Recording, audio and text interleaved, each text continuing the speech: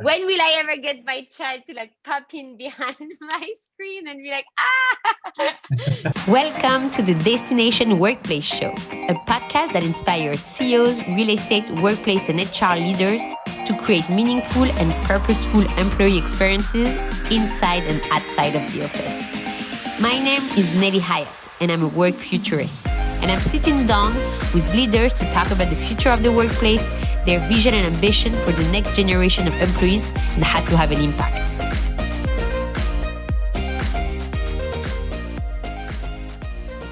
I came into Afterpay probably about 6 months before the pandemic. And we actually had started design on some of our headquarter offices prior to the pandemic as well. In Melbourne or in Australia, the design was really starting to head down that hybrid model anyway. And I think what the pandemic for us allowed us to do was actually, it gave us confidence to say, right, what we thought we were trying to implement in Melbourne or in Australia, we can actually confidently now go and do it across the globe. And this is our opportunity to really accelerate the things that we were going to try and do anyway. And instead of having maybe a ratio of 80% desks to headcount, maybe we could go harder. We can go to 50 or 60%. And then we can use that space that we've got left over to do all these other rich, fantastic things that really enable ideation and collaboration and socializing and networking, rather than someone just coming into the office and sitting at a desk. Are you thinking that the office will be more welcoming of partners, users, fans, maybe like our brands now, like Afterpay has a strong fan base, and there's other companies who really grew their audience during the pandemic. Are you thinking of opening your office to this other audience that is not employees? Yeah, it's actually, it's funny you ask about that. That's part of the plan. So we are definitely allowing spaces that can be curated on a weekly, daily, monthly basis. To the extent where in Melbourne, we're taking about 5,000 square meters, which is about 50,000 square feet. And it's over 4 floors. The entire 4th floor, or it's level 8, will be no desks. So it'll be space for all hands meetings, for socializing, networking, curating marketplaces. So what we're thinking is that we might even have merchants come into our space for a week.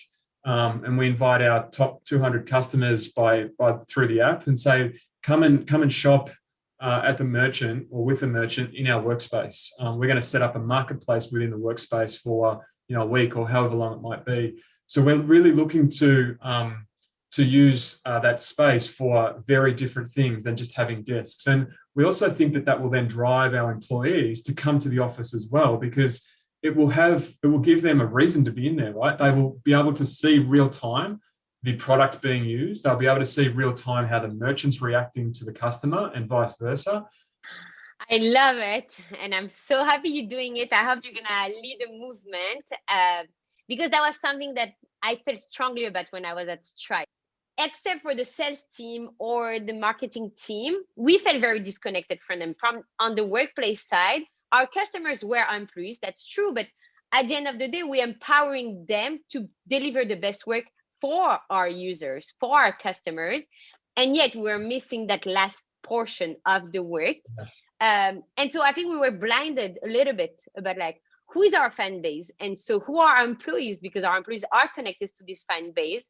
And so how can we really create a space for them? That's the other thing is that generally the marketing sales teams don't get involved in workplace activities, or they might help to organize events or things like that every now and again, but they're not really using the workplace necessarily to sell the product or to monitor the product or to make the product better or market it. And I think that can be changed. I think that's what we want to try and do with our workplaces is utilize them not just for the workspace and really start to reimagine what the workplace could look like. So working really closely with our branding team at the moment to do that in Melbourne and San Francisco to ensure that it's really well aligned with how we're trying to portray ourselves outside of the office as well as inside. Exactly. And again, I think this idea is very innovative because lately or before the pandemic, companies were trying to, the one who wanted to be cool, they were trying to create a WeWork. They were like, oh, WeWork is the cool kid, so all our spaces are gonna look like a WeWork. There was no authenticity in it. What is your brand?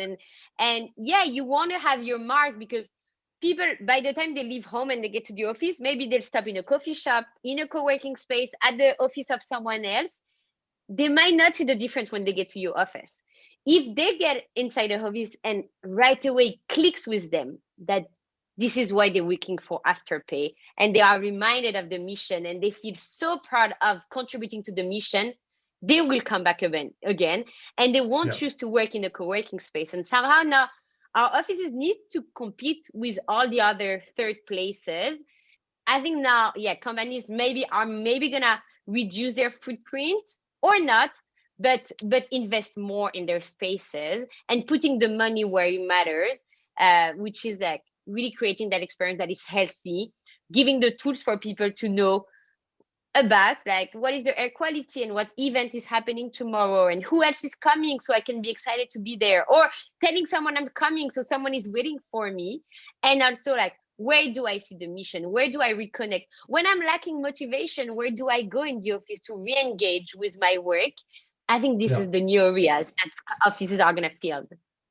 Actually, that's the other thing you probably touched on a little bit there as well, is the technology that we're looking to implement. So so what you're talking about now, about knowing when your team members are in there and what days they prefer to be in there, and what events are coming up and those sorts of things. I think this COVID, the pandemic has created, obviously a lot more companies are going towards being hybrid and working from home and working from the office, and therefore there's this gap at the moment with technology or workplace technology that does all the things that you're just referring to.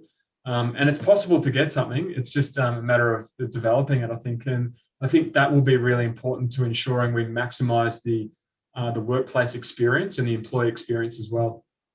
Exactly. And I love that you are moving towards implementing more technology, because in this hybrid world where supposedly we're giving more options and choices to employees, choices only come when you can make an informed decision. It's not really choices when you walking in the dark and you don't know if you're missing something out in the office, or if someone is visiting and you're only hearing about the day after when they left. Like, that's not how you really create an amazing experience where you can make every day an informed decision. And so I think this is what we're going to see also in the workplace. And I'm so happy you're gonna be the first one again to lead this movement. And that's gonna really kind of level out how people are going to use the office. Maybe I wake up this morning and I really need quietness. So I'm checking in the office and I see that they're having this big event or many people are planning to be there. Then I know that it's not really the place where I'll find a quiet space. So I'm deciding to stay at home. It's going to really come with like more data that people are going to make their decision. And for us, it's to make sure, like for the workplace world, is to make sure that our assumptions are right, like how many spaces we need, or to have at least the red flags for whenever we're feeling like, oh, we're getting to max capacity every day for the past week. I think it's time we lease the space next door or we expand on other floors, etc. We didn't really have the need for those red flags before, because it was one desk per person. So as soon as you cannot put one more desk, then you lease the space next door. Yeah. And that's not sustainable for a company that's growing so quickly like we are. Yeah. And again, I remember there was a big pain point at Stripe because our leadership team had a lot of anxiety on leasing a space for 10 years and then building it for the next 10 years and have it fixed, like fixed walls and fixed amenities. How do we change it? How do we make it modular so we can allow for that breadth of creativity and innovation? That's what the hybrid is really offering us. Absolutely. Yeah, it's not just boring desks. It's so much more than that. Exactly. Tim, thank you so much. It was such a pleasure to have you on the show. Thank you. Thanks for having me. Thank you so much.